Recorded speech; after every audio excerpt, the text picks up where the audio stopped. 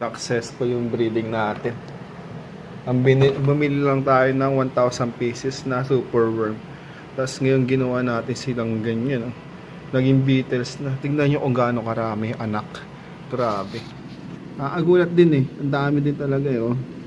Yeah, ganito dami oh. Oh. Grabe, dyan lang yan. Tapos dito pa. Ang dami talaga oh. Yung mga gumagalaw-galaw. Ang dami ayun oh. Oh. Sulit. Lahat-lahat ng ano meron. Grabe oh. Lahat yan. Ganyan lang yung breeding area ko. Grabe, ang dami. Sulit na sulit talaga to. Lahat ng butas meron na yun oh. Ngayon, laki na ng isa oh. Ang bilis lang ah. After 2 weeks, nangitlog sila tas napisa. Ganyan nakalalaki agad oh. Ang dami agad.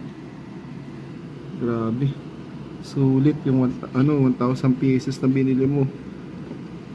Oh, ang dami lahat to. Shit. Ganun lang bilis magparami ng superworm. Ayan mga beetles ko. Ano to? Mga sa 1,000 pieces. Pero namamatay na sila eh. Pag nangingitlog namamatay. Yan. Diba? Sulit na din. Kasi yung balik times 10. Yung 1,000 pieces mo magiging times 10 nga o higit pa eh. Ayan, laki na ng isa. After 2 weeks may ganyan ka nakalaki. Diba? Sulit na. Basta maganda yung pakain mo.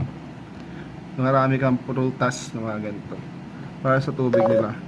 Kasi ito naman, veggie. Pwede rin yan. Para sa mga mini worm natin. Mga baby pa. Sa damihan nyo lang lagi ng pagkain para sulit po. Swerte oh.